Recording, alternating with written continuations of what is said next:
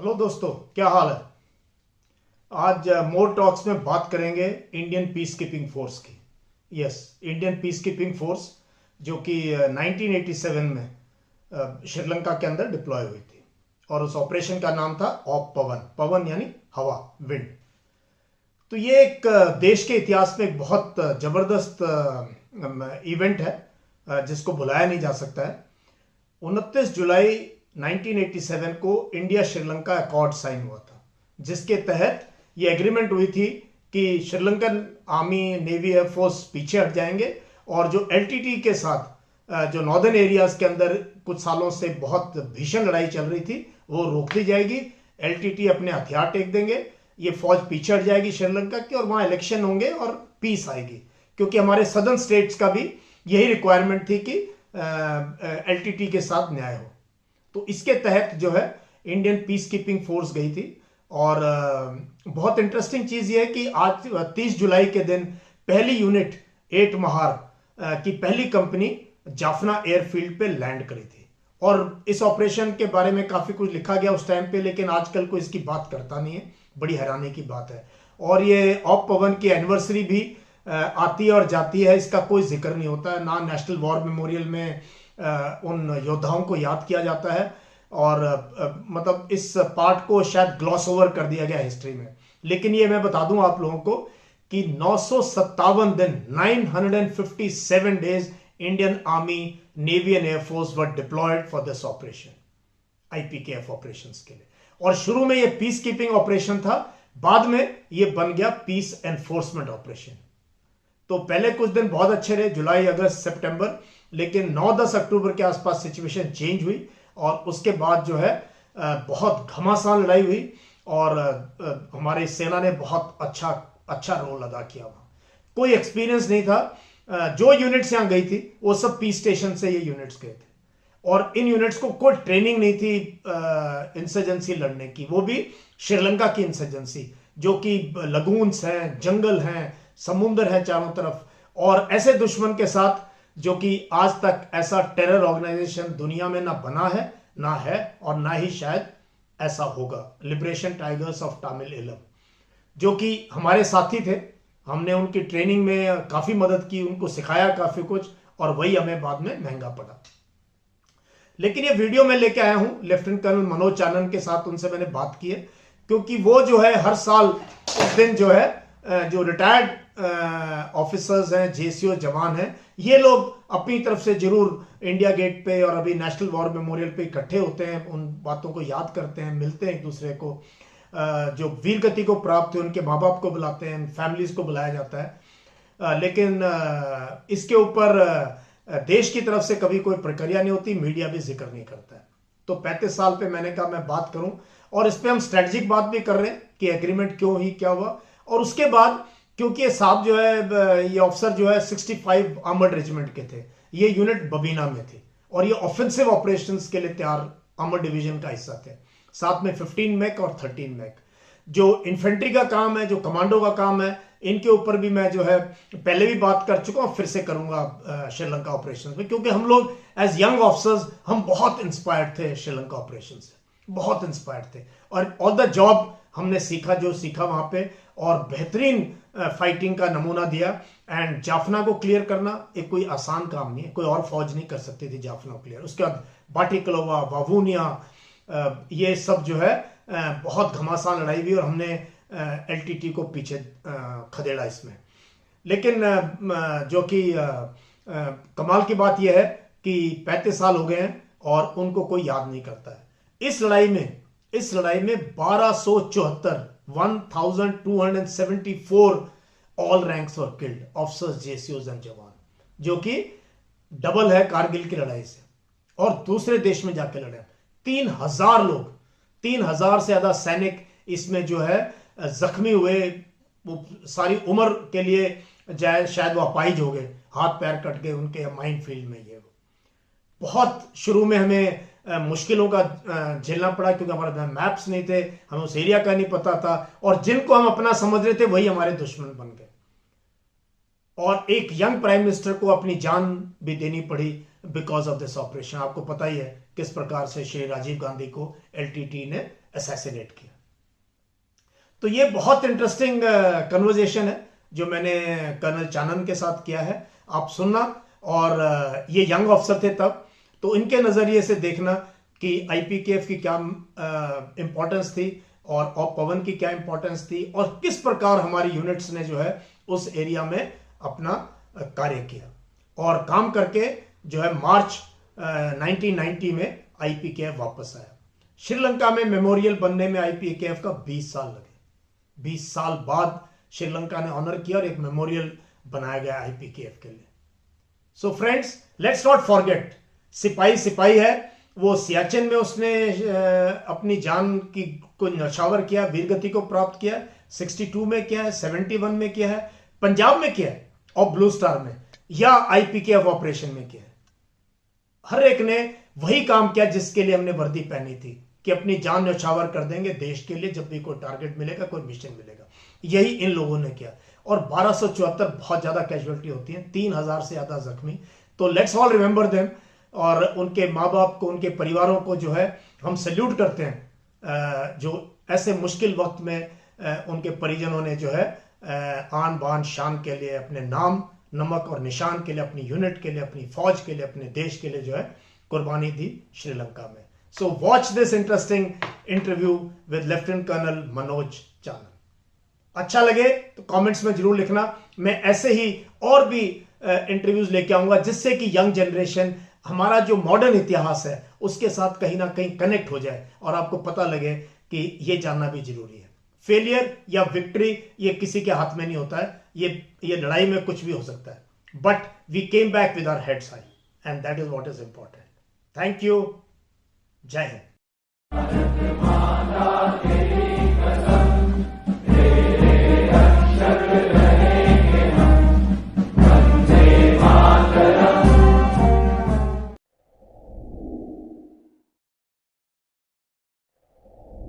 जय Hind. What a pleasure to see you sir. कैसे हैं सर आप? Jai Hind, Yash. Pleasure to be with you on your program, and it's wonderful to see that you've done so extremely well on YouTube, and the mission that you've chosen for yourself to train and guide people of the new generation, and such a wonderful thing. I'm so proud of you. Jai Hind. Thank you, sir. Thank you so much. It's because of seniors like you who keep encouraging me, keep motivating me कि मुझे भी लगता है कि यही रास्ता है देश बदलने का, बच्चों को बदलने का और सही सोच के नौजवान जो है ना पैदा करने का सर, जो कि they are all lacking mentors नहीं आज हमारे पब्लिक लाइफ में सर, ट्रू मेंटोर्स ना, ट्रू गाइड्स। सो हाँ, बिल्कुल। हाँ, तो बच्चे हाँ, तो बच्चे लाखों की तादाद में सर फॉलो करते हैं, मेरी क्लासेस अटेंड करते हैं, तो मुझे भी अच्छा लगता है सर, और जोश मिल जाता है। So welcome to more talk sir. आज मैं खास तौर पे सर इसलिए आपको लेके आया हूँ, आप हैं वेटरन ऑप पवन के sir. Op Pawan IPKF operation in Sri Lanka sir, 35 साल हो गया उस चीज को, तो आपकी क्या यादें हैं सर, थोड़ा बताएं आपको आज हमें सर। हाँ जी, ऑप पवन हमारी जिंदगी का मेरे ख्याल एक बहुत ही महत्वपूर्ण ऑपरेशन था। हम लोग नए नए कमीशन होकर आए थे और उस टाइम बड़ा जोश था कि कभी सरकार या फौज की तरफ से मौका मिले कि कुछ देश के लिए किया जाए। आपको याद होगा 1986 में इंडियन आर्मी एक किस्म से पूरी लड़ाई के लिए तैयार हुई थी, जिसका नाम रखा गया था एक्सरसाइज ब्रास टैक्स 4। और हम लोग पूरे जोश के साथ गए थे डेजर्ट्स के अंदर, और जो भी पॉलिटिकल कंसिडरेशन थी वो बात आगे बढ़ी नहीं और वापस हम लोग अप्रैल 1987 में आ गए। कुछ ही दिनों बाद रेजिमेंट को एक वार्निंग ऑर्डर मिला कि आपको 6 घंटे का नोटिस के ऊपर रखा जा रहा है कि आप एक इम्पोर्टेंट ऑपरेशन के लिए तैयार हो जाएं, और पूरी मोबिलाइज कर दी गई रेजिमेंट। और टैंक क्रूज को बताया गया कि वो भी टैंक के पास ही अपने गैरेजों में तैयार रहेंगे।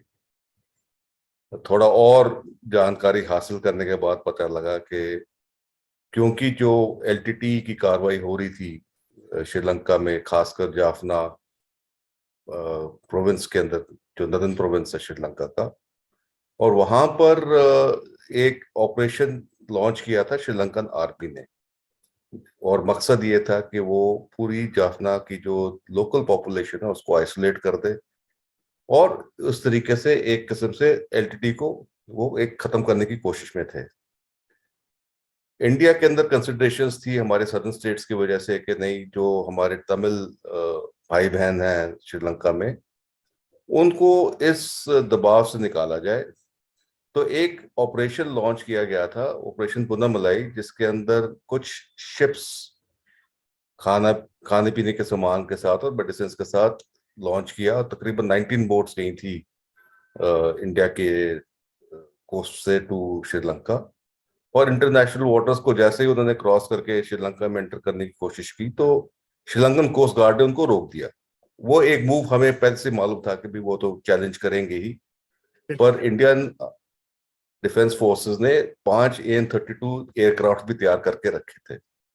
ड्रॉप करने के और लिए। हाँ जी, तो वो 5 जून 1987 को, और तकरीबन 4-5 बजे शाम के बैंगलोर से इनको रवाना किया गया। इनके साथ एक फाइटर स्क्वाड भेजा गया 4 मिराज 2000s का, और ये श्रीलंकन एयर स्पेस में जाके उन्होंने जाफना के ऊपर मैं एयर ड्रॉप। ऑडियंस को ना सर, एक मिनट, ऑडियंस को इस थोड़ा आप स्ट्रेटजिक उस पे ले आए कि उस टाइम सिचुएशन ये थी कि हम तमिल एलम के लिए मांग करें, तमिलियन जो नॉर्दर्न एरिया ऑक्यूपाई करते हैं हमारे सदर्न स्टेट्स की वजह से, गवर्नमेंट चाहती थी कि भी हम इनको जो है श्रीलंकन आर्मी रौंद ना दे, है ना, बिल्कुल और बिल्कुल। इनको प्रोटेक्ट किया जाए। तो प्लान बना के भी उनको शिप से और बाय एयर इनकी मदद की जाए, और वहां से ये स्टार्ट हुआ कि एक प्रकार का अकॉर्ड किया जाए, इनकी जान भी बच जाए और श्रीलंका में पीस आ जाए, समथिंग इस तरीके की बात चल रही थी 87 शुरू के साल में। एंड देश में यंग प्राइम मिनिस्टर थे राजीव गांधी, जो हाँ चाहते भी थे कि शायद देश की एक पोजीशन है, एक अस्मिता है,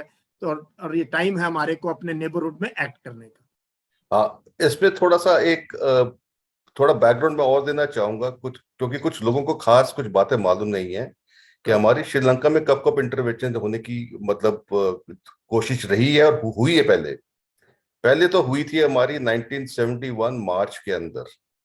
जो कुछ लोगों को मालूम नहीं है कि उस टाइम सेकंड ग्रेनेडियर्स, हमारी एक बहुत ही नोन हाँ इन्फेंट्री बटालियन है, इसको भेजा गया बैंगलोर, और बैंगलोर से इनको भेजा गया सिविल ड्रेस के अंदर इन कोलंबो। हाँ श्रीमती बंदार नायके उस टाइम प्राइम मिनिस्टर थी, और उनके खिलाफ कोई कार्रवाई हो रही थी। तो इनका टास्क था कि वो जो पॉलिटिकल पार्टी है और जो रजीम है वो चेंज ना हो। और दूसरा एक खास मकसद था कि हम ये मॉनिटर करना चाहते थे कि पाकिस्तान से जो भी जहाज जाते हैं ईस्ट पाकिस्तान की तरफ, वो रिफ्यूल करते थे कोलंबो में। तो वो क्या कार्रवाई कर रहे हैं, तो उसके ऊपर भी एक चुपचाप सी निगरानी रखी गई। और ये कुछ लोगों को, बहुत से लोगों को मालूम नहीं है कि ये कार्रवाई हो रही थी। कमाल की बात है, तो मुझे एक भी नहीं हमारे पता था। सीनियर वेटरन हैं कर्नल बृजराज सिंह दहिया, उसी बटालियन के। तो जब उन्होंने पवन के बारे पढ़ना शुरू किया, मेरे जो लेख थे, तो एक दिन उन्होंने मुझे फोन करके बताया कि चानन, तुम्हें ये नहीं पता कि सेकंड ग्रेनेडियर्स पहले गई हुई है।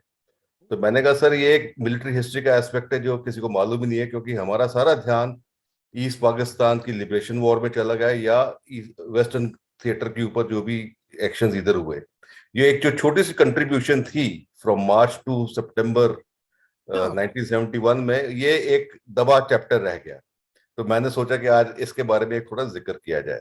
Wonderful sir. दूसरा है कि जब 1983 में हम लोग कमीशन हुए थे, तो कुछ दिनों बाद जूलियस जयवर्धने उस टाइम भी प्रेसिडेंट थे श्रीलंका के, और ये खटपट तो चल ही रही थी, खासकर क्योंकि जब इन्होंने अपने लॉज इनेक्ट कर दिए कि भाई Sinhalas are first citizens, Tamils हैं वो सेकंड सिटीजन्स हैं, वो रिजर्वेशंस थी फॉर सिन्हालाज, इनको लैंग्वेज सेकंड ग्रेड। लैंग्वेज का भी इशू था, हाँ, है ना। तो वो सब बातें चल रही थी। तो उस टाइम भी 54 डेव और 13 मैकेनाइज्ड इन्फेंट्री को वार्निंग ऑर्डर दिया गया था कि आप तैयार रहें अंदर जाने के लिए अगले हुक्म पर उस वक्त जूलियस जयवर्धन ने, जो कि एक इंग्लिश में कहते हैं he was a wily old fox, hmm, वो उस पॉलिटिकल बात को समझ गए कि यहाँ पे इंडिया कुछ ना कुछ करेगा, तो वो उसने मामला थोड़ा शांत कर दिया।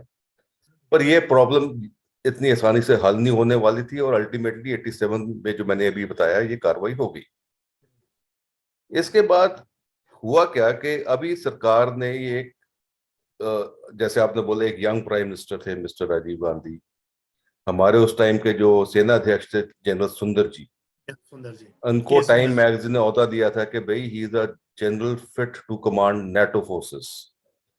तो उनका था कि अब इंडिया सबसे को थिंकिंग, मेरे को उनका नाम याद करके, मैं उनको सर पर्सनली मिला जिंदगी में 2-3 बार एज सेकंड लेफ्टिनेंट, उनकी किताबें पढ़ी न्यूक्लियर, उस अच्छा, पे रोंगटे खड़े हो गए। मतलब I think the last thinking chief you can say we were lucky to have.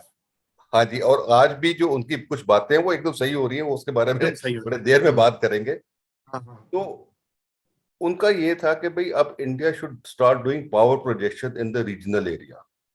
Brass tacks 4 का भी वही एक मकसद था कि एक कि भाई हम एक रीजनल पावर है, and anybody who tries to challenge this regional power will be overwhelmed by military force. तो श्रीलंका के हालात देखते हुए एक प्लान बनाया गया, उसका उस टाइम कोड नेम रखा गया था ऑपरेशन टस्कर। अच्छा।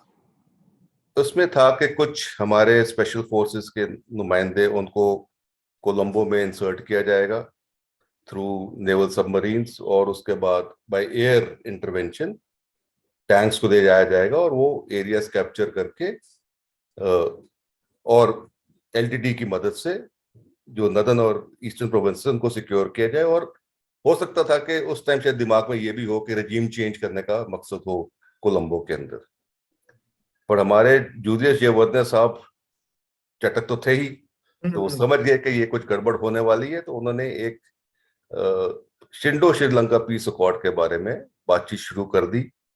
और उसके ऊपर राजीव गांधी जी जो हमारे यंग प्राइम मिनिस्टर थे वो उनके गेम प्लान में फंस गए, क्योंकि आगे आप श्रीलंका अकॉर्ड पढ़ें तो उसके अंदर हमने सारी वो जिम्मेवारियां ले ली जो हमारा एक सोवरेन राइट नहीं था। हमने ये डिसाइड कर लिया कि भाई हम आपके ईस्टर्न एंड नॉर्दर्न प्रोविंसेस के अंदर जितने भी तमिल ग्रुप्स हैं हम उनको डिसआर्म कर देंगे, उसकी जिम्मेवारी हमने ले ली। हम इंश्योर करेंगे आपके प्रोविंशियल इलेक्शंस होंगे फेयर एंड हम इंश्योर करेंगे कि आपकी जो टेरिटोरियल इंटीग्रिटी है वो ना टूटे। मुद्दे की बात यह है कि तमिल ग्रुप्स श्रीलंकन सिटीजन्स थे, वो इंडिया के तो सिटीजन्स थे नहीं। और जो हम कार्रवाई करने जा रहे थे उसके बारे में ना तो हमारे पास कोई इंटेलिजेंस थी, ना मैप्स थे, और एक किस्म से यही सोचा गया कि चलो एक जैसे हम एयर टू सिविल अथॉरिटीज के अंदर एक पीस मार्च करते हैं उस तरीके से एक ऑपरेशन होगा और सब सब काम सही हो जाएंगे। इस अकॉर्ड के ऊपर जो हमारे एलटीटी के सुप्रीमो थे विलेपल्ली प्रभाकरन, वरापल्ली प्रभाकरन, हाँ, तो उनको हमारे इंटेलिजेंस एजेंसीज के जरिए जाफना से चेन्नई मद्रास लेके आए गए। उन दिनों में मद्रास कहते थे, अब चेन्नई कहते हाँ हैं। हाँ। तो वहां से इनको बाय स्पेशल एयरक्राफ्ट दिल्ली लाया गया और इनको अच्छे सेफ हाउस में रखा गया, प्रधानमंत्री जी से मिलवाया गया और समझाया गया कि आपने इंडो श्रीलंका पीस अकॉर्ड के अंदर अपनी सहमति देनी है।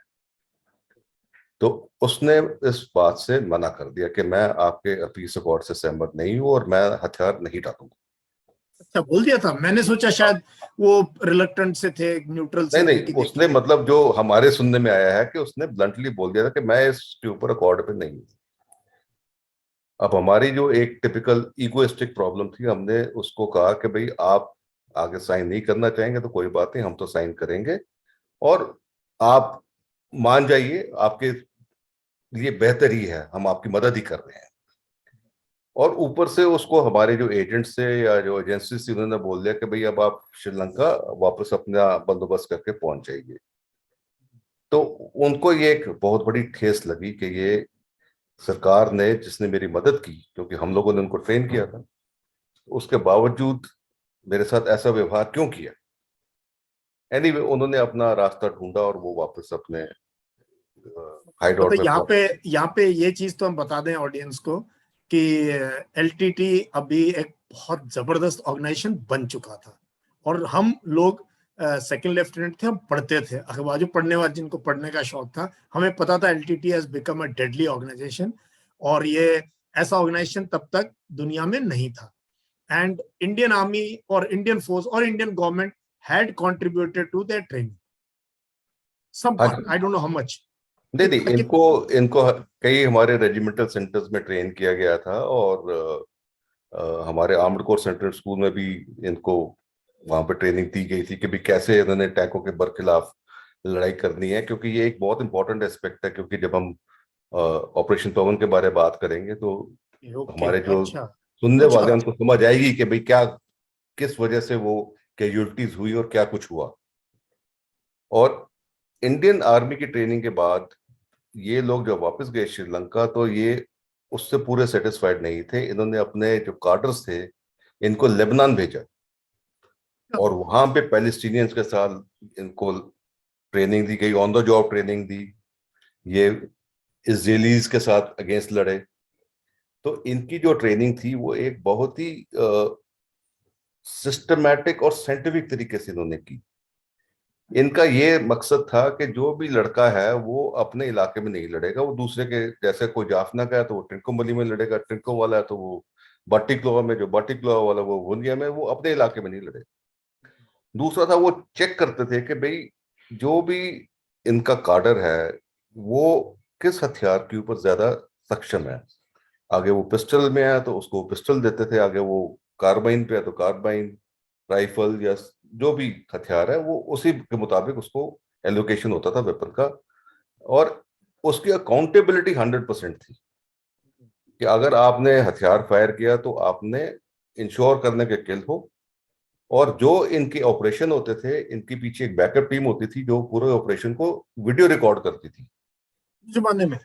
हाँ, उसी जमाने में, और मतलब एक्टिव ऑपरेशन के अंदर वीडियो रिकॉर्डिंग हो रही है कि क्या एक्शन हो रहा है, ताकि हर एक आदमी का हिसाब किताब लिया जाता था कि भाई आपने क्या किया और क्या नहीं किया।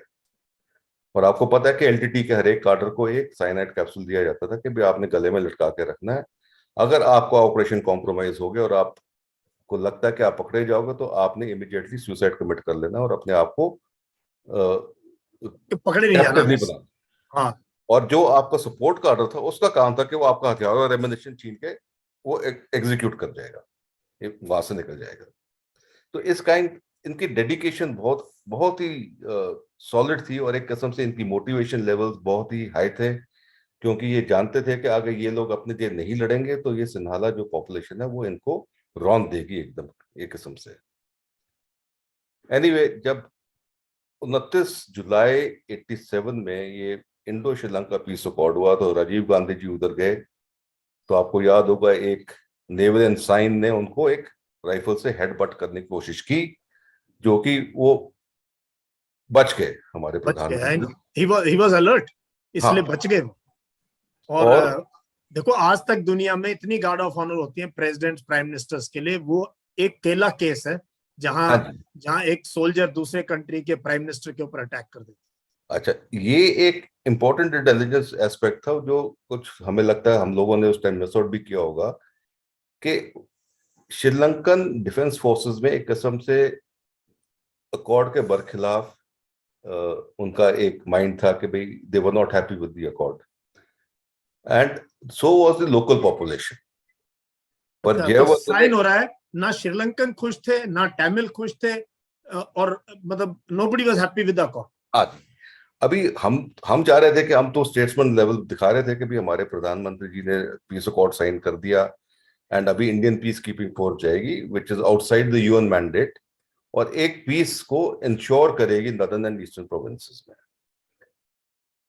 अब मजे की बात आपको बताता हूं कि इधर 29 तारीख को पीस अकॉर्ड साइन हो रहा था, उसी टाइम जो इंडियन ट्रुप्स थे जिनको भी स्टैंड बाय पे रखा हुआ था, वो तैयार थे ऑफेंसिव ऑपरेशन में जाने के लिए। उनको नहीं बताया गया था कि भी पीस अकॉर्ड साइन हो रहा है, क्योंकि जब तक वो पीस अकॉर्ड साइन नहीं हो रहा था तब तक प्लान यही था कि भी आप एक इंटरवेंशन करके एरिया को सिक्योर करेंगे। तो 8 महार रेजिमेंट थी, एट महार यूनिट, इसको टास्क किया गया था कि आप हेलीबॉर्न ऑपरेशंस में आप अपना लोड टेबल्स तैयार कीजिए, और आपको हेलीकॉप्टर आएंगे वो लेके जाएंगे, और आप अपनी तैयारी रखी। रात को 2 बजे इनको पता चला कि भैया अभी आप इंटरवेंशन में नहीं जा रहे हैं, अभी आप पीस कीपिंग में जा रहे हैं। और लोड टेबल चेंज हो गए, कहाँ मी8 का आपने लोड टेबल बनाया और कहाँ आप AN-32 के लिए तैयारी करें। तो खैर ज्यादा तो कुछ कर नहीं पाए क्योंकि उस टाइम टाइम ही नहीं था। तो सुबह सुबह AN-32 आए और उस टाइम मेजर अनिल वैद, जो लेटर एक कर्नल अनिल वैद रिटायर हुए, और एक सेकंड लेफ्टिनेंट सतेंद्र सिंह, जो later brigadier Satendra Singh retired हुए, second generation officer of 8 Mahar, ये फर्स्ट वेव में गई AN-32 के अंदर। ये चेन्नई और से, जब, मद्रास से दे टेक ऑफ। हाँ जी, तो जब हाँ ये पलाली के ऊपर गए तो उन्होंने नीचे देखा कि भाई श्रीलंकन आर्मी की गाड़ियां घूम रही हैं, ट्रुप्स घूम रहे हैं। अब दिमाग के अंदर कोई क्लियर कट ऑर्डर्स नहीं थे कि भाई क्या होगा क्या नहीं होगा। पायलट्स ने बोला कि हम जैसे लैंड करेंगे हम रनवे के एक एंड के ऊपर खड़ा कर देंगे जहाज, अपना हैच डाउन करेंगे, आप लोग डिसमाउंट कीजिए और अपनी पोजीशन पकड़े, हम तो जहाज लेके टेक ऑफ कर जाएंगे। हाँ जब ये ऊपर सर्कल कर रहे थे तब मेजर वैद से मेरी बातचीत हुई, तो उन्होंने बताया कि मैंने लोगों को बोला भाई आप अपनी मैगजीन्स लोड करो हथियार के ऊपर और कॉक करके तैयार रहो। जैसे हम जाएंगे तो इमीडिएटली हम ग्राउंड पकड़ेंगे, डिप्लॉय करेंगे, देखेंगे क्या रिएक्शन है, उसके बाद अगली कार्रवाई, अगला हुक्म अगले मौके के वी हिसाब विल सी व्हाट से। हाँ हैपेंस, बॉयकॉट। हाँ। हाँ तो जब ये नीचे उतरे इन्होंने फटाफट पोजीशंस ली ग्राउंड के ऊपर और एयरक्राफ्ट टेक ऑफ कर गया, तो श्रीलंकन वहां से आए। अब ये सोच रहे थे कि ये फायर करेंगे कि नहीं करेंगे, इन्होंने अपना कूल रखा। श्रीलंकन आए, उन्होंने कहा कि आप इधर क्यों ग्राउंड पोजीशन पे बैठे हुए हो, आप आते क्यों नहीं हमारे उधर। तो उन्होंने कहा, ये भी समझ गए कि चलो अभी तब ठीक ठाक है, कुछ नहीं किया। उन्होंने चुपचाप गए और उनसे मिले। दे वर लुक्ड आफ्टर, एंड क्योंकि इनके पास तो 72 घंटे का सिर्फ वो शक्करपारा ही था, हाँ तो हाँ। उन्होंने फिर अपना लॉजिस्टिक्स बंदोबस्त किया, उनसे गाड़ियां ली, LTT के कार्ड्स के साथ मिले, वहां से उनसे सपोर्ट लेके अपना राशन पानी का बंदोबस्त किया।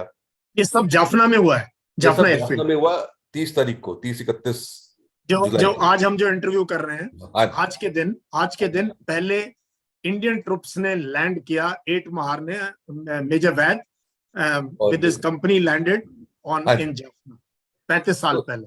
तो ये जब कार्रवाई होगी धीरे धीरे करके और ट्रुप्स बिल्डअप हुए, डेविड क्वार्टर्स ब्रिगेड आई, तो धीरे धीरे करके ये लोग भी बेचारे, पहले उन्होंने स्कूल ऑक्यूपाई किया हुआ था, तो जैसे हायर फॉर्मेशन आती है तो वो लोअर यूनिट्स आपको पता ही है वो फिर टेंटेज में चली जाती है और इस गिर्द के इलाके में।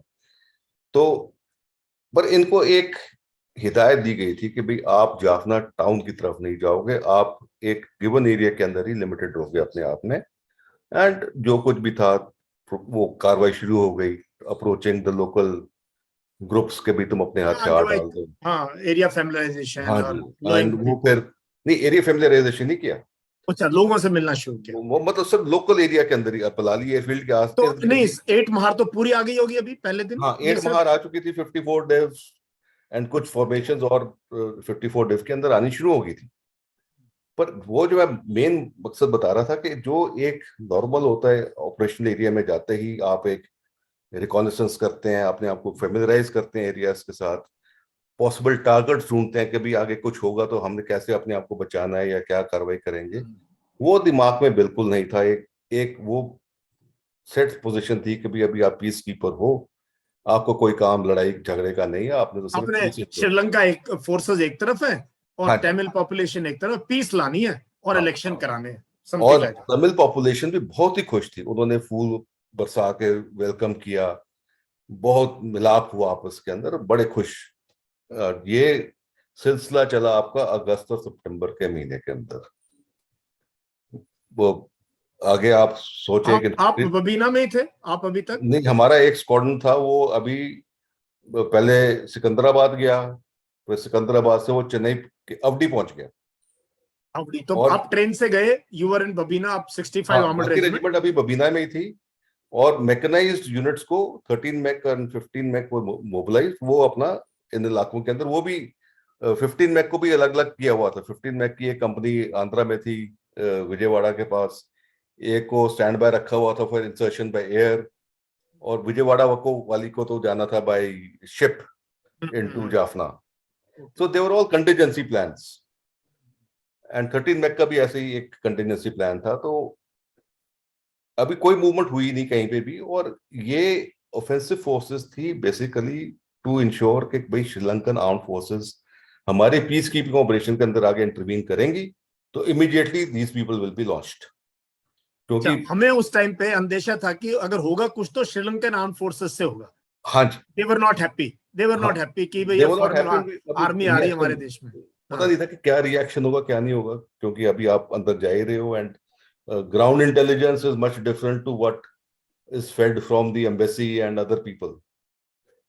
तो एनीवे जब ये वहां पहुंच के टुवर्ड्स एंड ऑफ सितंबर, आपको याद होगा इनके 17 कार्डर्स को श्रीलंकन नेवी ने पकड़ा, एलटीटी के सी वॉरियर्स को।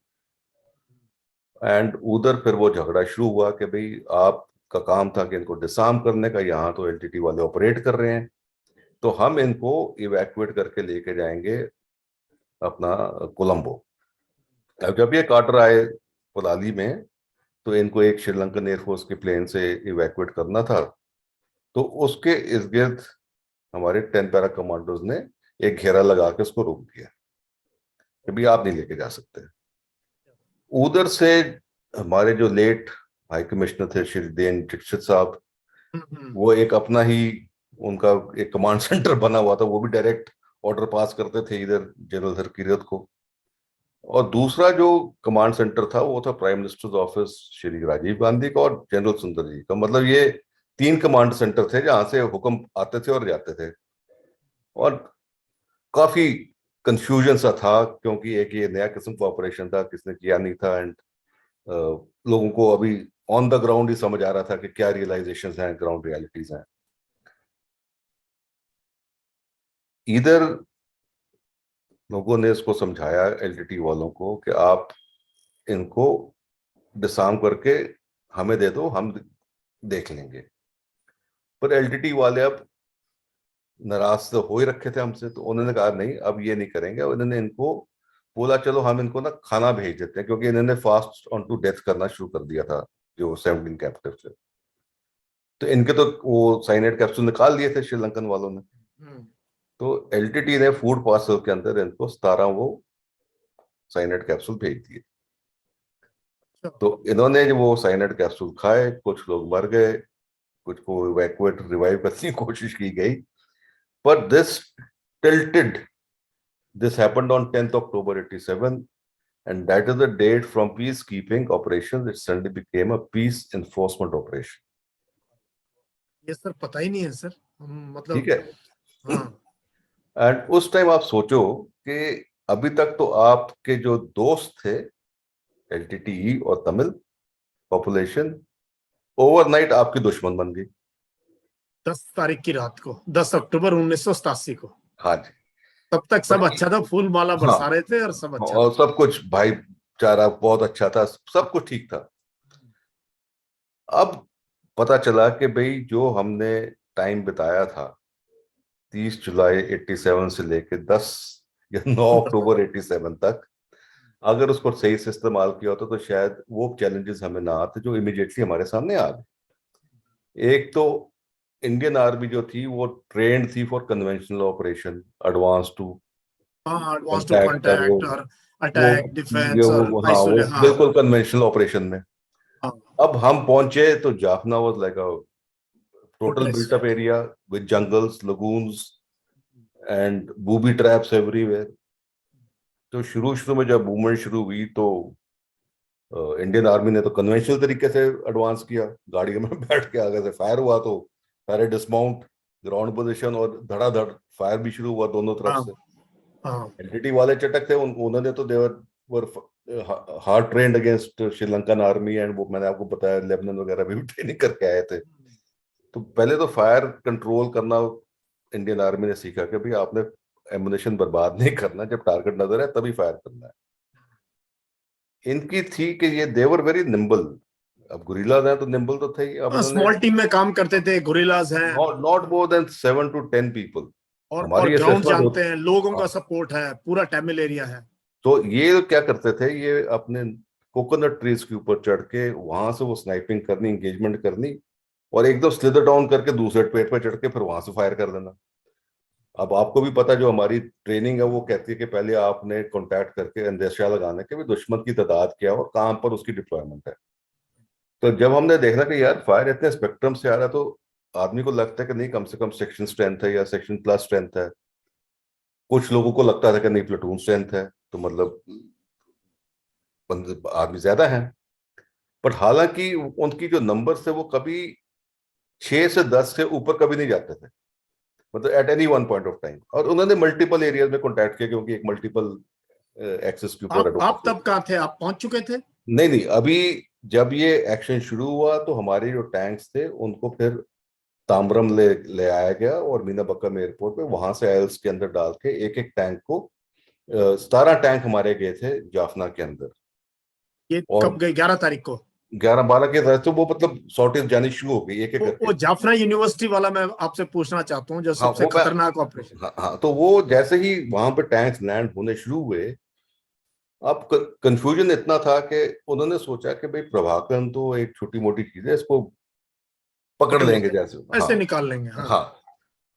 तो जैसे ही टैंक उतरते थे कि चल भाई बेटा, वो सामने रोड जा रहा है जाफना की तरफ, आप उस पर चले जाइए और प्रभाकरन को पकड़ के ले आइए।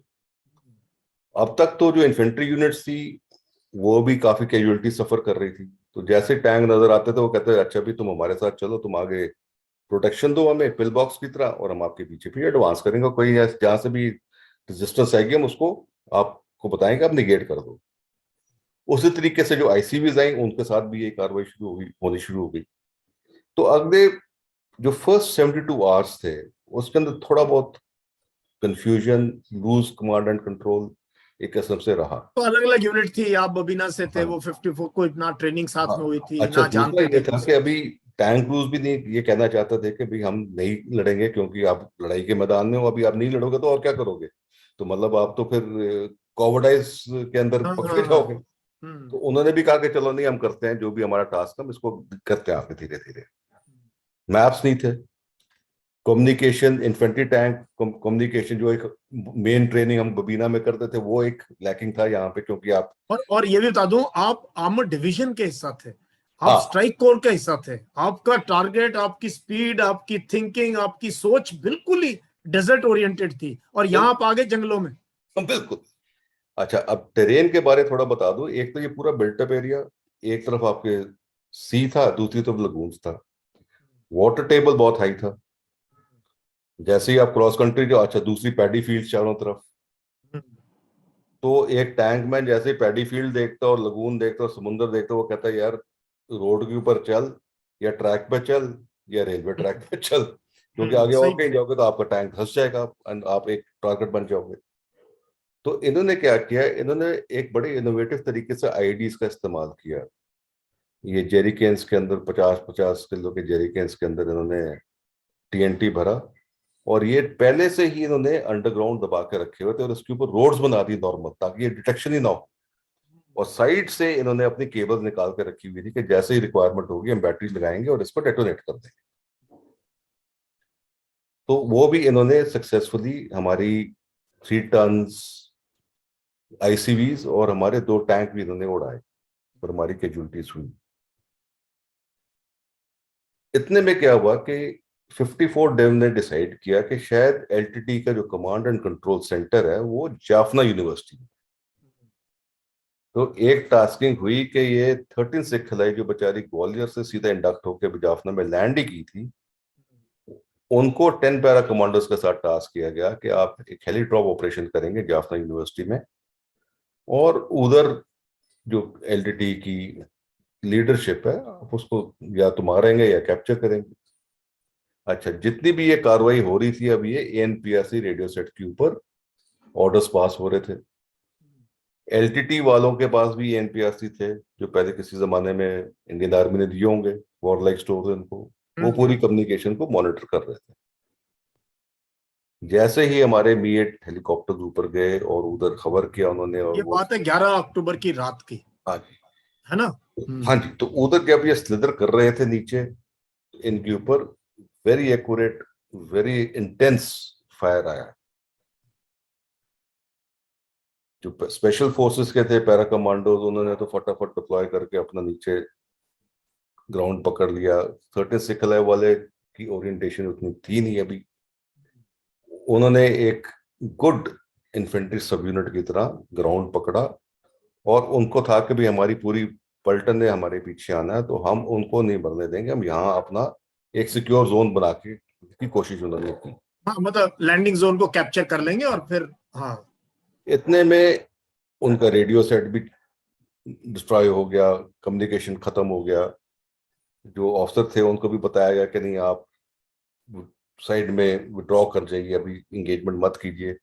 बट ही सेड नहीं, मेरी यूनिट ने आना है, मैं उनको कॉम्प्रोमाइज नहीं होने दूंगा। एंड एक officer and I think couple of JC in other ranks, I don't have the exact numbers नहीं, offhand. मेरे पास है 30 सर। उस लड़ाई में जो है ना, जाफना यूनिवर्सिटी में, ये मैं बता दूं दर्शकों को, 30 सिपाही किल्ड इन एक्शन थे 13 सिखलाई के। उनका एंड पैरा एक कमांडोज कहीं 2 का फिगर है, कहीं 6 का फिगर है, were killed they in were action. 5 to 6. हाँ, 6 para commandos and 30 soldiers of 13 सिखलाई वर butchered sir in this firing हाँ, on this night. एंड इनको जब ये ऑपरेशन तो उसी टाइम कॉल ऑफ हो गया था इमीडिएटली,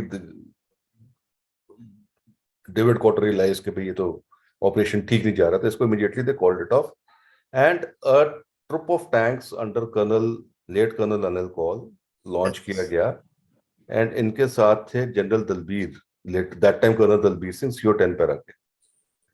अब जैसे ही ये मूवमेंट शुरू हुई टुवर्ड्स जाफना यूनिवर्सिटी, तो इन्होंने डिसाइड किया कि ये रेलवे ट्रैक्स के ऊपर मूव करेंगे ताकि वो थोड़ा एरिया सिक्योर था। हाँ।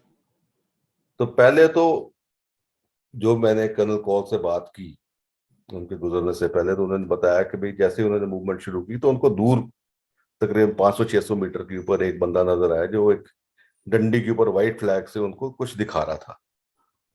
तो जैसे उनका ध्यान वो व्हाइट फ्लैग की तरफ गया तो सडनली वहां से फायर आना शुरू हुआ। तो उन्होंने अपनी NSBT घुमाई और NSBT से जो 12.7 होती है एयर डिफेंस मशीन का, उससे फायर खोला। पर जब ये कार्रवाई हो रही थी, वहां से एक RPG राउंड उन्होंने फायर किया टैंक की तरफ। तो वो RPG राउंड है वो टर्रेट से स्ट्राइक किया, और जब वो एक्सप्लोड किया तो उसने कर्नल कौल को ग्रीवियसली इंजर कर दिया। उनका एक हाथ आधा उड़ गया, हाँ, आंख। मैं मिला कई बार, मैंने उनको CO भी, हम वहीं थे हाँ, तब बबीना में। तो हाँ, हाँ, तो आपने देखा उंगलियां भी कि चली गई थी और हाँ, एक आंख हाँ, भी चली गई थी उनकी। हाँ, तो उनको इमीडिएटली इवैक्यूएट किया जनरल बीर ने, उनको इंजन डेक पे लटाया, फर्स्ट एड वगैरह दी। And he was there on the engine deck for about 14 hours. But general Dalbir took charge and then he ensured that whatever actions they could take, they तो could. ये जो tank, जो troupe था, tanks का troupe और 10 para command, इन्होंने जाके फिर आई थिंक इनको एक्सट्रिकेट किया, जो भी हमारे। नहीं, ये ऑपरेशन उतनी जल्दी नहीं हुआ जैसे हम सोच रहे थे। वो मतलब जब ये कैजुअलिटीज हुई तो थोड़ा सा स्टॉल हो गया। इतने में जो उधर 10SF थी वो थोड़ी साइड पे डिप्लॉयमेंट हो गई, और जो 13 सिखलाई के बाकी थे और कुछ अदर यूनिट्स को रश किया गया कि भैया फटाफट जाके उसको वहां से हेल्प करें एक्सट्रिकेट करने में। But the sad part is that for about 24 to 48 hours जो हमारे डेड बॉडीज थी, we could not recover them. And I am told later on by जो उस टाइम GC थे 13 सिखलाई के ही 41 इन्फेंट्री ब्रिगेड के ब्रिगेडियर मंजीत के साथ। एंड उस टाइम उनके जो BM थे, now major general Jose Malavalan, जो अभी चेन्नई में सेटल्ड हैं, तो इनसे भी मैं आपको मुलाकात कराऊंगा, आपसे भी बात करेंगे, तो वो अपना अपना एक्सपीरियंस आपको बताएंगे कैसे वो 15 दिन की लड़ाई हुई और किस क्या डिफिकल्टीज आई उनके साथ।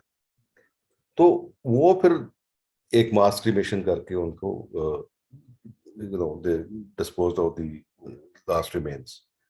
तो ये कार्रवाई, ये भी मैं बता दूं कि उसके बाद तो देश में हर सैनिक का पार्थिव शरीर जो उसके घर तक पहुंचाया गया। लेकिन श्रीलंका में शुरू में जो है, बाद में dead bodies were brought, but शुरू में वहीं पे मास क्रिमेशन किया, और सिर्फ एशेज या वही घर वालों के पास वही निशानी बची थी अपने बच्चों की। हाँ जी, जैसे हमारी भी जो कैजुअलिटीज हुई थी उनका भी हमने वही लास्ट क्रिमेशन जो लास्ट राइट से वही श्रीलंका में किए। उस टाइम आपकी क्या कैजुअलिटी थी सर 65 आर्मर्ड रेजिमेंट की? हमारी जो ऑपरेशनल कैजुअलिटीज हुई थी, 1 ऑफिसर, 1 JCO और 15 अदर रैंक्स। इसी ऑपरेशन में जाफना यूनिवर्सिटी वालों में? जाफना यूनिवर्सिटी के ऑपरेशन के अलावा, मतलब जो तो 2 टैंक डिस्ट्रॉय हुए उसमें तो हमारे तकरीबन we lost crew of 6। Fully एक डिस्ट्रॉयड हो दूसरा, गए टैंक, मतलब हाँ, T-70 टैंक को मतलब इससे आईईडी से उड़ा दिया। आईडी से उड़ाया था। जो आज आप यूक्रेन के अंदर फोटोग्राफ देखते हैं T-72 की, उसी तरीके से हमारी भी कैजुअलिटीज हुई थी, क्योंकि नीचे से जब एक्सप्लोड किया टीएनटी ने तो जो एमिनेशन बसल है T-72 का, उसने उसमें आग लग गई, और वो एमिनेशन के फिर फटने से ही हाँ, टैंक के अंदर बीएमपी में आग लग जाए तो बहुत बहुत ही मुश्किल है बचना। खतरनाक तो सीन है। हमारे जो जेसीओ साहब थे, लेट नायब रसूलुल्लाह जसवंत सिंह, उनका तो सिर्फ एक शोल्डर का हिस्सा ही मिला था। जब टैंक को, टर्रेट को हटाया गया तो वही क्रीमेट हुआ, बाकी तो किसी क्रू का कुछ कुछ भी नहीं मिला। एक तीसरा टैंक था जो उस टाइम कैप्टन सतनाम सिंह थे, वो एक ऑपरेशन के लिए जा रहे थे अपना जाफना के अंदर। तो उनका, उनके टैंक के नीचे, जो ड्राइवर के जो कंपार्टमेंट है उसके नीचे आईडी एक्सप्लोड हुई। और आपको पता, T-72 टैंक के ड्राइवर की सीट के नीचे एक एस्केप हैच होता है, ताकि आगे कुछ इमरजेंसी हो हाँ तो हाँ ड्राइवर वहां से एस्केप कर सके। हाँ तो हाँ जब हाँ। आईडी उसके नीचे फटा तो वो एक किस्म से कंप्रेस हो गया बेचारा driver, late L D Dharamvir Singh. वो services level wrestler, kabaddi player और बॉक्सर। आगे आप उनको देखते कभी अपने बॉक्सिंग रिग के अंदर, तो ही लुक लाइक टार्जन, मतलब वेरी पावरफुली बिल्ट, हाँ, बट हैंडसम जाट। उस दिन, उस रात, कल रात ही हम बात कर रहे थे कि वो उस दिन उस एलडी को, धर्मवीर को 103 टेम्परेचर था। तो उनके जो ट्रुप लीडर थे कैप्टन सतनाम सिंह, उन्होंने बोला कि धर्मवीर आप रेस्ट करो, मैं टैंक चलाता हूँ, हम पहुंच जाते हैं जहां हमने जाना, मैं ले जाऊंगा वहां तक। उसने कहा नहीं साहब, आपका काम है टैंक कमांडर का, आप टैंक कमांडर का काम करो, मैं टैंक लेके जाऊंगा। वो कैजुअलिटी होनी थी, हो गई। एंड जो कैप्टन सतनाम सिंह है, he also suffered some injuries. उनके जो स्कल और फेशियल थोड़ी इंजरीज हुई। तो he was also evacuated and out of action for a few days. तो ये हमारा तीसरा टैंक एक किस्म से डिस्ट्रॉय हुआ। 2 और टैंक हुए थे, वो बेसिकली डिस्ट्रॉय हुए थे due to heavy small arms fire and RPG fire. So जितने भी हमारे external vessels, external fuel tanks थे, they were all sort of destroyed because I told you they were trained by the Armored Corps Center and School. They knew कि कैसे एक tank को immobilise करने के लिए आपने उसकी जितने विजन डिवाइसेस हैं उनको बर्बाद करना, ताकि टैंक को कुछ कर ना सके, क्योंकि आप अंधे हो गए। तो आप क्या कर सकते हो, आपको अल्टीमेटली एट सम पॉइंट वो टैंक छोड़ना पड़ेगा, बिकॉज आप उसमें लड़ ही नहीं सर सही सकते। बात है, अब कुछ देख ही नहीं सकते तो अब क्या करोगे? हाँ जी। प्लस पीछे एक्सटर्नल पूरा, टैंक्स में अगर आग हाँ, लग जाए। तो पूरे एक्सटर्नल टैंक्स में आग लगी हुई थी। वो एक किस्म से पूरे ही, उन्होंने एक किस्म से इंश्योर किया कि भाई ये tanks were not, could be not be use for operations. इस दौरान सर 15 मैक और 13 मैक का क्या पोजीशन थे देर उनकी बीएमपीज के तो साथ में सर? तो जो 13 मैक थी, they were fully deployed into अपना जाफना, सॉरी टिंकुमदी। और इनकी एक कंपनी थी under major Gopinath, I think he came to Jaffna, and 15 mech was fully in Jaffna. तो अब क्या किया कि इन्होंने, तब तक हमारे भी ऑफिसर्स पहुंच गए आफ्टर द इनिशियल। हमारे कर्नल भिंडर थे, that time major Ajit Bhandari was squadron commander of the Dogra squadron जो जाफना में गया था। तो एक टास्क फोर्स बनाई गई जिसका नाम रखा गया था भिंडर टास्क फोर्स, और एक टास्क फोर्स बनाई गई थी कोहली टास्क फोर्स, जिसमें सीओ 15 मैक थे कर्नल कोहली, उनके नीचे। फिर एक ऑर्गेनाइज तरीके से इन्होंने इफेक्टिव कमांड एंड कंट्रोल किया, और ये जो लूज मूवमेंट थी टैंकों की और बीएमपी की अलग अलग, वो एक किस्म से रोकी। ये एक तरीके से कॉम्बैट टीम बन गई, मतलब हाँ, बीएमपी और टैंक्स मिलके और इन्फेंट्री हाँ, मिलके। फिर अब इन्होंने समझ, क्या किया। अभी हाँ, ऑन द जॉब सीखा कि भाई अब कुछ करना है, अभी कैजुअलिटी नहीं नहीं खा नहीं, सकते। ऑन द जॉब तो मतलब ये था कि दैट पहले तो लूजली इस्तेमाल कर रहे थे, क्योंकि सबको अलग अलग भेज दिया था। जब इनको इकट्ठा कर लिया, फिर कर्नल भिंडर और कर्नल कोहली ने डिसाइड किया भाई इसका जो फायर पार है, आप इस फायर पार इस्तेमाल करना है। अब जहां पे भी आपको शक था, आपने इमीडिएटली स्पेकुलेटिव फायर ड्रिल करनी, इंश्योर करना कि भी कैजुअलिटीज ना हो। रोड्स को खासकर अवॉइड किया, क्योंकि वहां उन्होंने एक्सपीरियंस हमने कर लिया था कि भी आईडीज लगी हुई हैं। हाँ, पक्के रोडों के अंदर पहले की लगा रखी है आईडी। हाँ जी। हम्म। और एक हमारे कैप्टन संजीव कुमार थे उस टाइम, वो भी ऑपरेट कर रहे थे उधर कर्नल भिंडर के साथ। He and colonel Bhinder inducted into Jaffna on the same day. उनके टैंक के नीचे भी एक आईडी फटी, पर उनकी किस्मत अच्छी थी कि वो जैसे ही उन्होंने आईडी क्रॉस कर दी तो पीछे से वो एक्सप्लोजन हुआ। टाइमिंग टाइमिंग गड़बड़ हो गई। हाँ, तो वो हम्म। उनका क्रू बच गया, बट उसका जो एक शॉक है वो क्रू के ऊपर इम्पैक्ट आता है।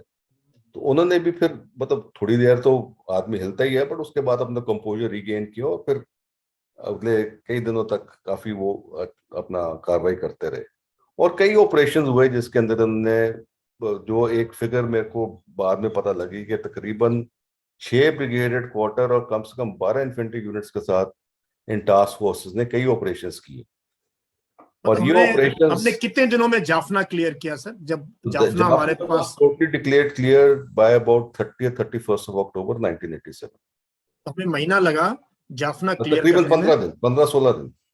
15-16 दिन में, ओके। हम्म। अब उसके अंदर ये जो स्टोरी है ब्रिगेडियर मंजीत की, जो उन्होंने खुद पर्सनली लीड किया इन्फेंट्री ट्रुप्स को on ground himself, I know leading brigadier from the Manjeet front. Singh Mahavir चक्र। हम्म। हाँ, तो इन्होंने जब पहुंचे ये अपना जाफना फोर्ट में, वहां पर जाफना फोर्ट में पहुंचने से पहले there was a requirement of doing a link up. तो 15 मेक के एक यंग लेफ्टिनेंट थे मेनन, जाफना फोर्ट के अंदर इनको बताया गया कि भाई आप कुछ एमिनेशन लेकर लिंकअप करो, क्योंकि उधर एमिनेशन खत्म हो रहा था। तो वो अपने बीएमपीज लेके उन्होंने फुल स्पीड जाके वो एमिनेशन डिलीवर किया, and he was later awarded with Vir Chakra even before his वायोस। सो एंड जब तक ब्रिगेडियर मंजीत पहुंचे अपना जाफना फोर्ट के अंदर, he was firstly very tired, and ऊपर से uniform was full of all kinds of vagaries of war, blood, this, that, and the other. But he recovered very quickly, and then he took charge. And he was one tiger वो मतलब jeep के अंदर घूमते थे और कहते थे कि साला गोली चला के दिखाओ, मैं तुम्हें छोड़ूंगा नहीं। तो मेरी मेरी यादें ना ब्रिगेडियर मंजीत के साथ, मुझे मतलब आज हम उनकी बात कर रहे हैं, but as a second lieutenant मैं हैंडबॉल टूर्नामेंट खेलने गया था सर।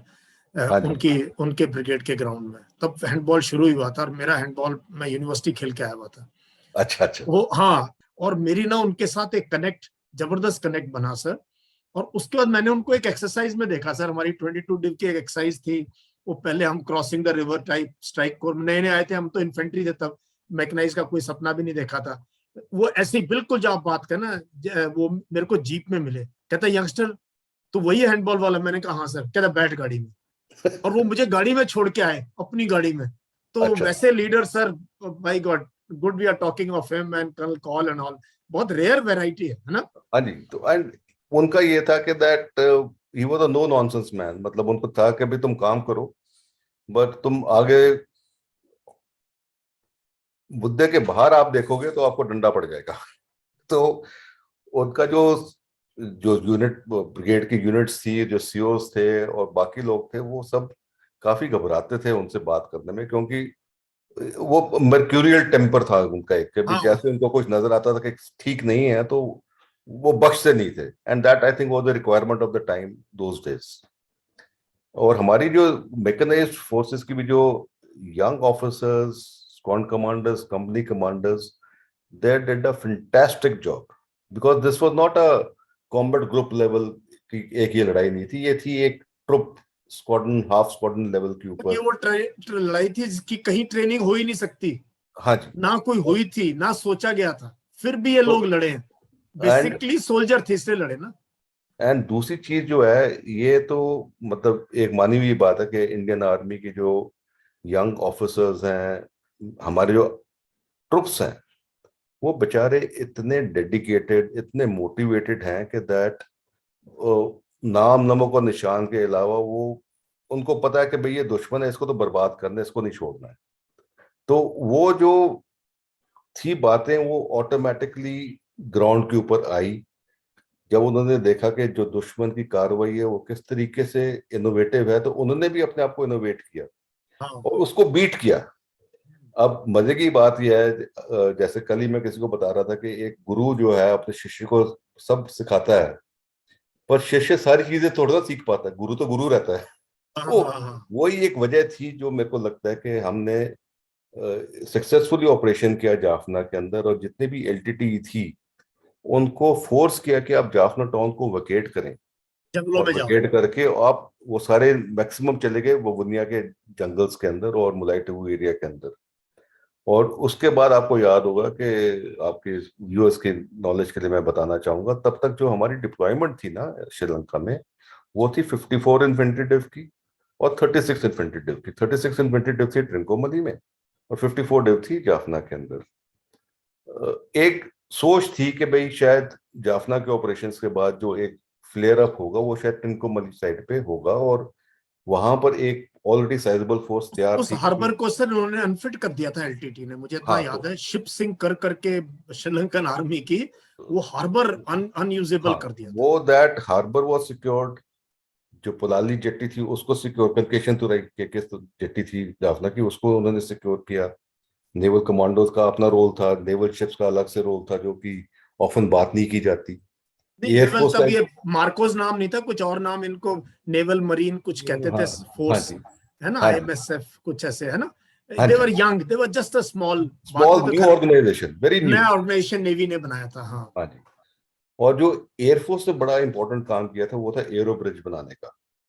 एवरी डे सॉर्टेज जाती थी ताम्बरम से to Jaffna, Tambaram to Trincomalee and Tambaram to Batticaloa. मजे की बात यह है कि 17 मेक की जो रैकेट सपोर्ट बटालियन थी, देवर इन आई थिंक जैसलमेर, इनकी एक कंपनी को आयल से डायरेक्ट एयरलिफ्ट किया गया जैसलमेर से स्ट्रेट टू बाटिक्लोवा। कहाँ, राजस्थान के सो रेत के टिब्बे और वहां जंगल और सीधा पानी है। बाटिक्लोवा। हाँ जी। My God. और क्योंकि अब ये थोड़ा सा रिस्ट्रक्चरिंग हो रही थी, अभी ये एरिया थोड़ा अंडर कंट्रोल आ गया था जाफना का, ट्रिंकोमली भी अंडर कंट्रोल था, तब 57 माउंटेन डेव को इंडक्ट किया गया फ्रॉम आपका अगरतला से। नाउ 57 माउंटेन डेव आपको पता है, it is a highly trained formation for anti insurgency operations. वो तो नागालैंड एंड मणिपुर के अंदर उनकी यूनिट्स हाँ थी, दे हाँ वर हाँ। Highly trained. हम्म। उनको इंडक्ट किया गया वाया ट्रिंकोमली इनटू बाटिक्लोवा, और 4 इन्फेंट्री डिव को मूव किया गया टू वोवनिया थ्रू जाफना। अब जो थी मैकेनाइज्ड फोर्सेस, इनको भी रिलोकेट किया गया, इनकी भी रिस्ट्रक्चरिंग की पूरी।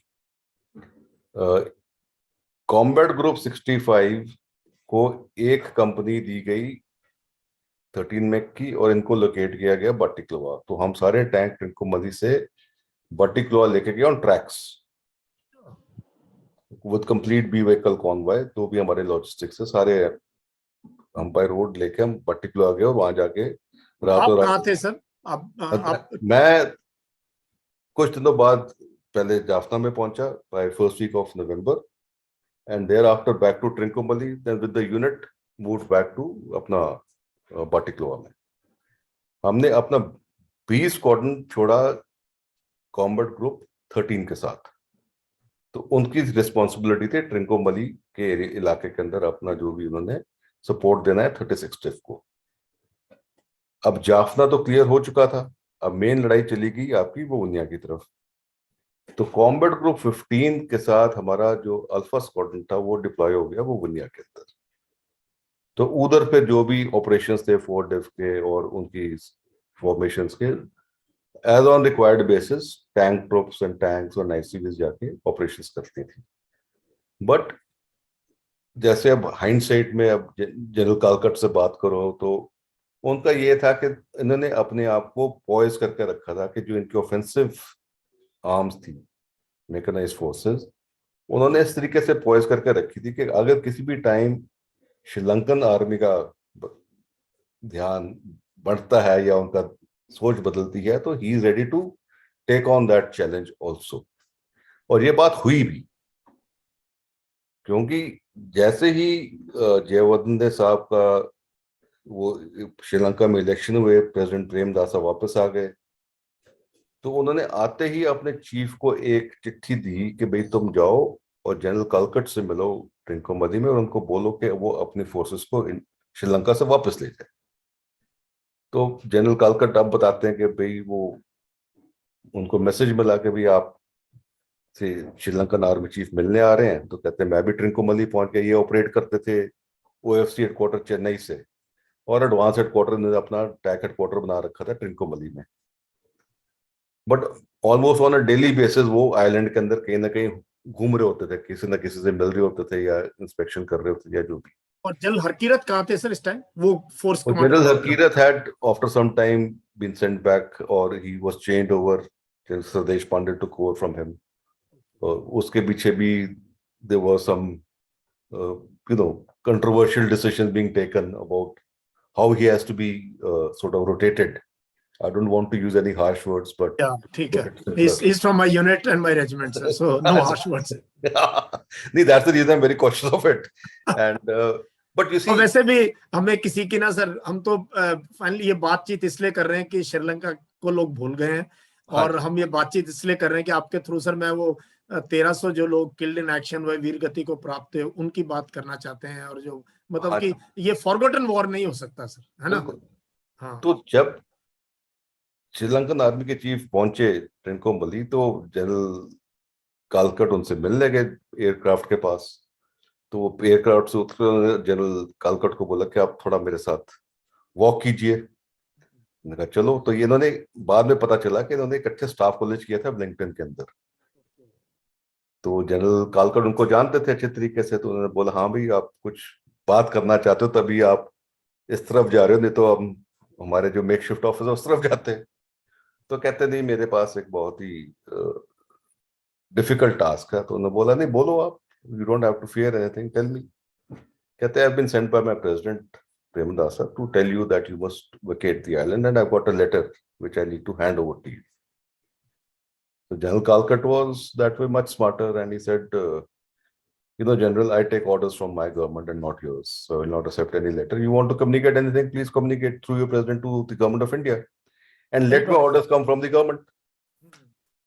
And he says, I also cautioned him, okay, if you try and do something funny, I am adequately poised. And that was enough to tell him. He said, what will you do? He says, for first, I will move towards, my first objective is Anuradhapura, which is on my borderline of the IPKF demarcation with the rest of the island.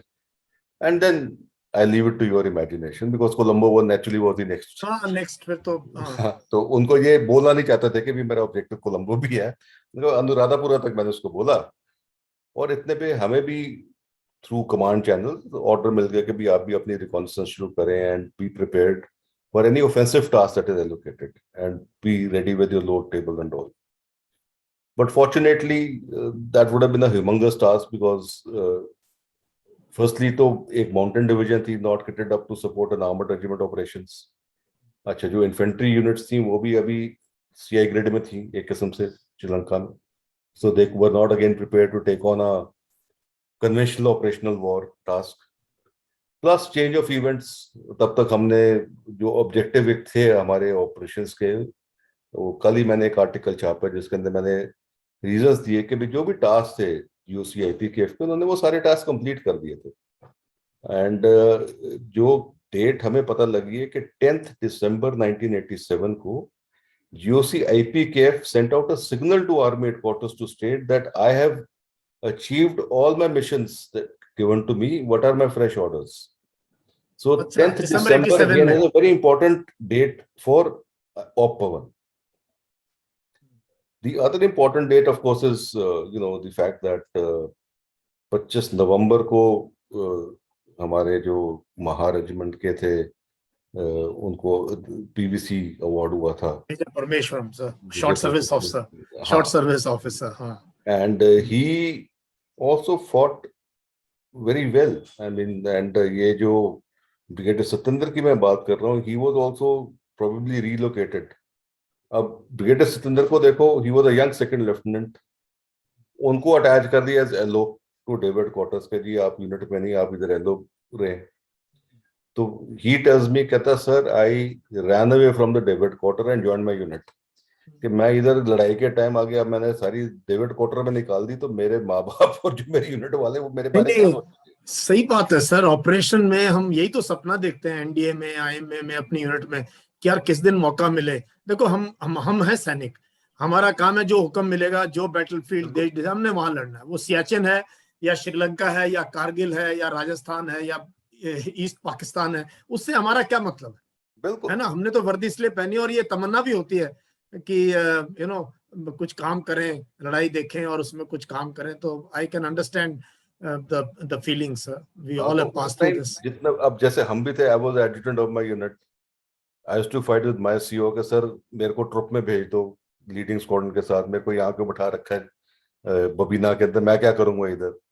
So everybody was etching कि भी मेरे को एक मौका मिले ताकि हम आगे जाएं, चाहे वो ब्रास टैक्स के टाइम था कि नहीं, हम wanted to be the leading because troop action leader. वहां हो रहा है और आप हाँ पीछे बैठे हुए हुक्म पास कर रहे हो या अरेंज कर रहे हो। हाँ, तो वो हाँ, मतलब that was very disturbing and sort of demoralizing कि यार you are a young officer, you are sitting and doing staff job which is not your job, somebody senior can do it, and the fact that you are a you are a bachelor, so firstly there are no liabilities, हाँ, so if you go into battle कुछ हो भी जाएगा तो कोई फिक्र वाली बात नहीं।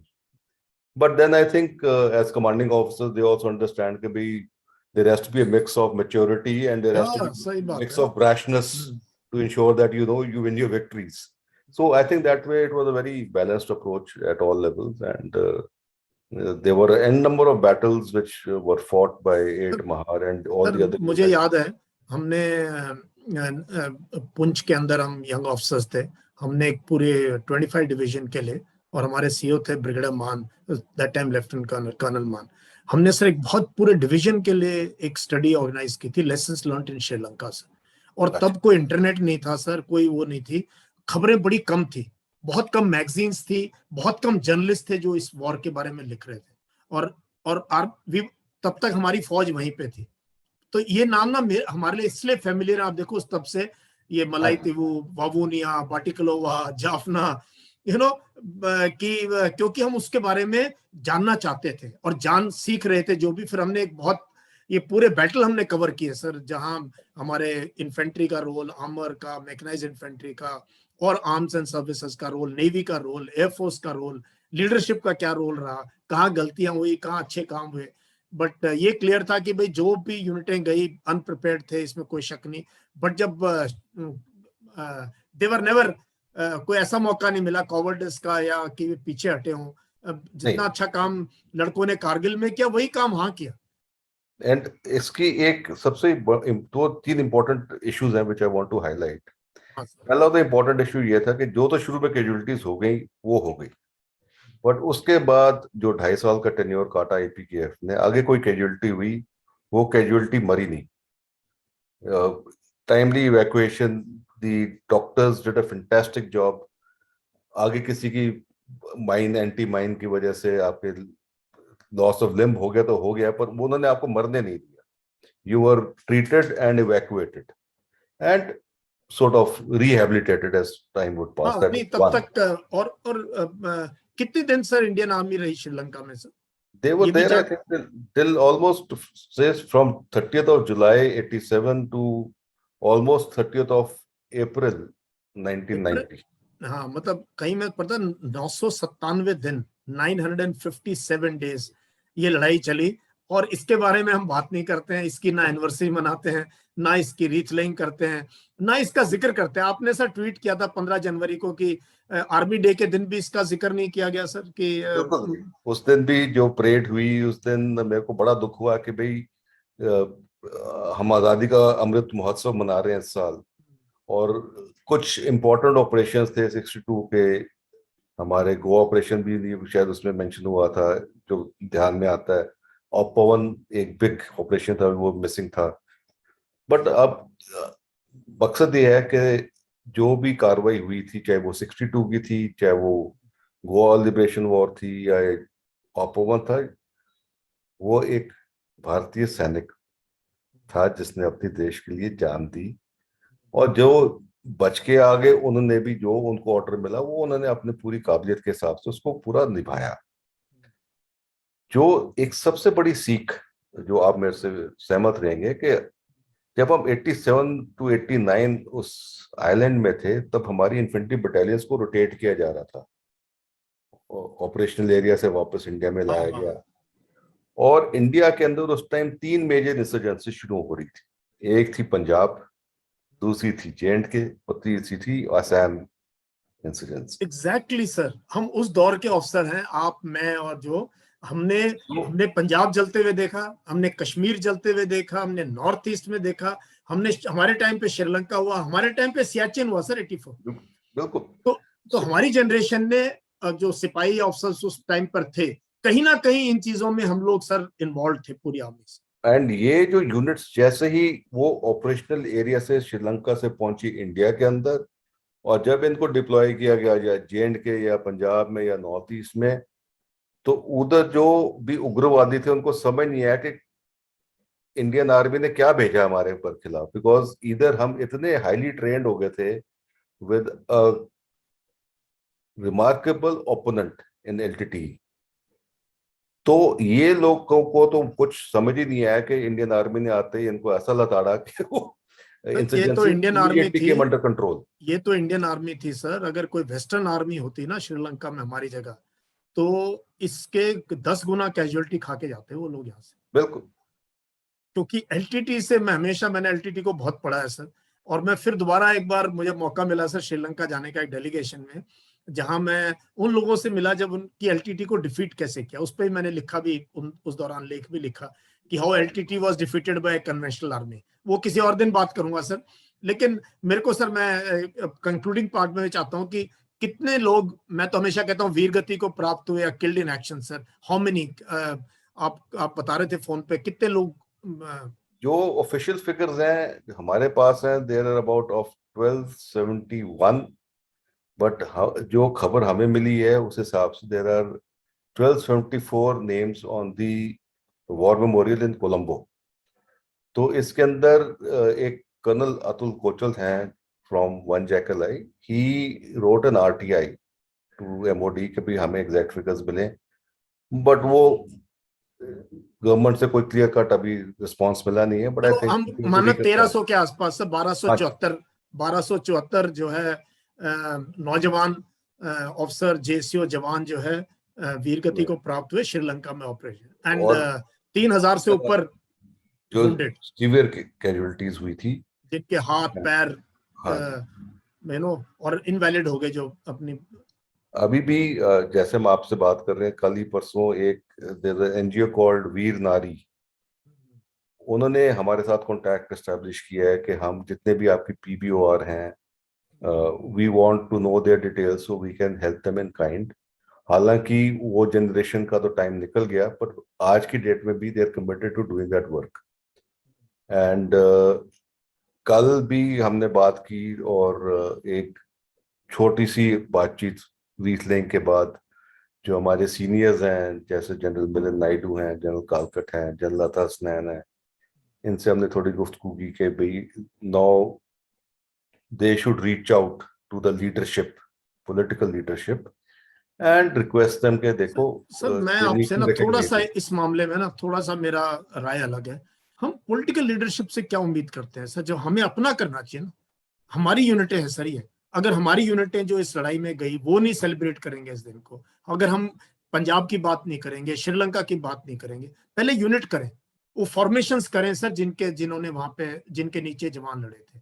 फौज करे सर, फौज, आर्मी, नेवी, एयरफोर्स करे। हमें कौन रोकता है सर सेलिब्रेट करने में ऑफ रोकता कोई कमांड। नहीं है, बट मेरे ख्याल से आजकल का जो माहौल है, जो एक किस्म से सोच है, अब मैं आपको एक जिक्र बताता हूँ। अब कल फोर गढ़वाल राइफल से कुछ जेएसयू जवान आए, तो उनके जो पुराने कर्नल ऑफ द रेजिमेंट हैं जनरल लता, उनसे मेरी बातचीत हो रही थी, तो उन्होंने कहा कि आपका क्या विचार है, क्या उनको यूनिफॉर्म में आना चाहिए, क्या सीरीज में आना चाहिए। मैंने कहा सर अभी तक सरकार की तरफ से तो ऑफिशियल परमिशन है नहीं इसके अंदर कोई यूनिफॉर्म के अंदर आए, क्योंकि कोई ऑफिशियली तो आ नहीं रहा है। हालांकि मैं जो जनरल साहब आए थे सैपर्स के, मैं नाम नहीं लूंगा, बट वो आए थे अपने यंग ऑफिसर की मदर को सपोर्ट करने के लिए, रीचलाइंग के लिए। तो he came in uniform, he was not shying away कि मैं नहीं आऊंगा, and he was a big support, क्योंकि वो बेचारी जो मदर आई थी मिसेस हरजीत बेदी, जब रीचलाइंग हो रही थी वो entire duration she was in tears. Sir मुझे मैं यही पूछना चाहता हूँ कि वो जो फैमिली, एक तो सर अवार्ड्स में बहुत, एक परमवीर चक्र आपने दिया पूरे श्रीलंका में सर, और बहुत चुनिंदा अवार्ड्स दिए। उसके बाद हमने 99 में देखा, हमने अपनी टेरिटरी वापस ली, हमने अपनी जमीन वापस ली। हमारा फेलियर था, इंटेलिजेंस फेलियर था, और हमने जो है ना उसको हम इतना सेलिब्रेट करते हैं हर साल। तो ये क्या मतलब इनके जो परिवार हैं उनकी क्या फीलिंग होती होगी कि कभी जिक्र ही नहीं होता हमारे बच्चों का, ना हमारे उनके हाँ, उनके नाम पे कोई बुक हाँ, लिखी जाती है, ना मूवी बनती है उनके ऊपर।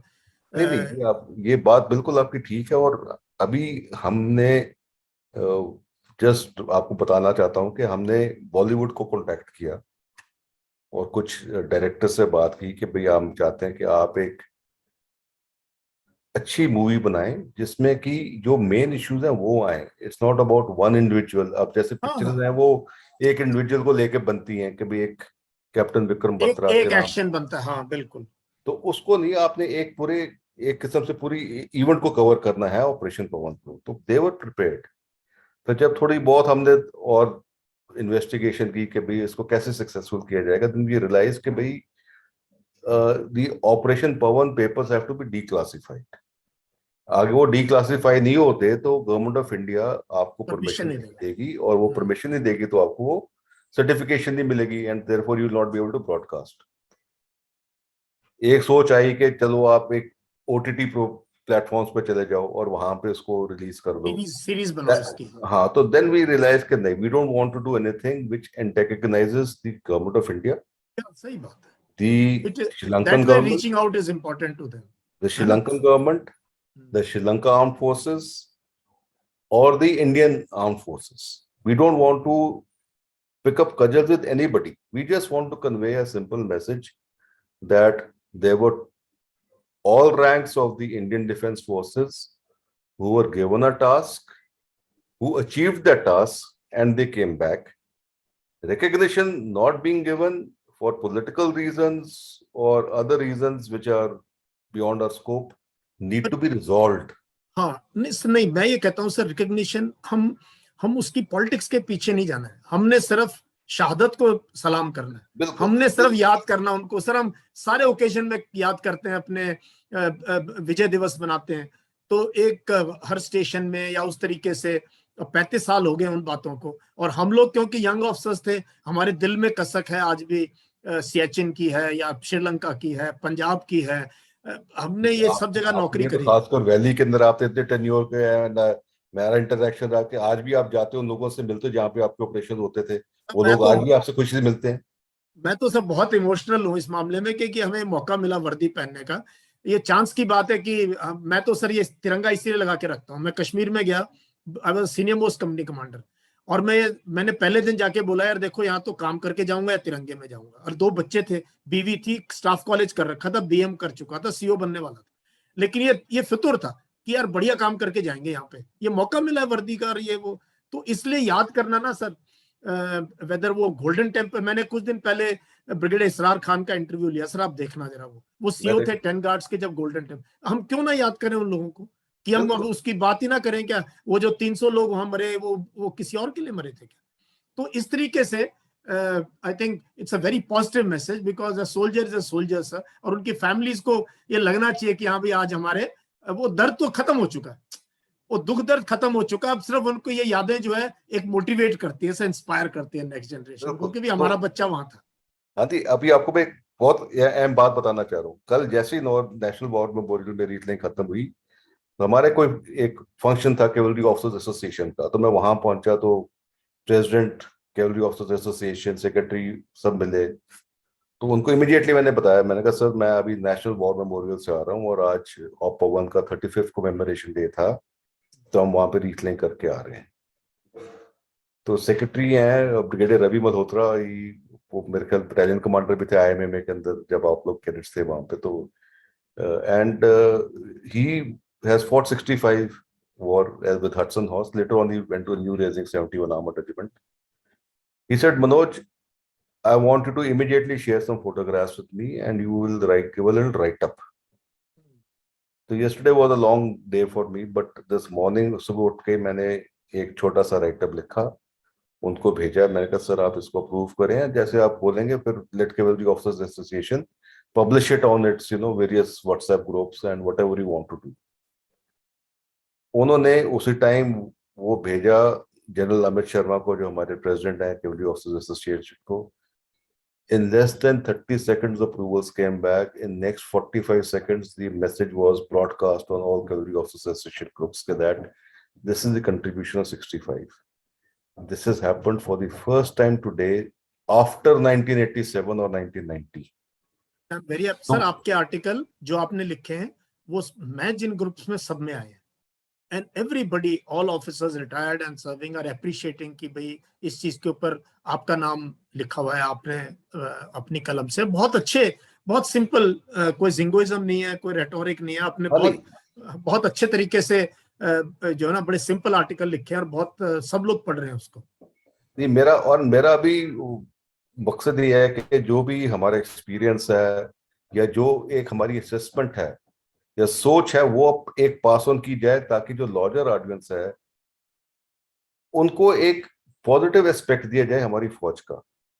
कुछ लोग हैं जो हमारी नेगेटिविटीज के ऊपर फोकस करते हैं और वो उसको मुद्दा लेके चलते हैं कि भाई this has to be brought into public domain.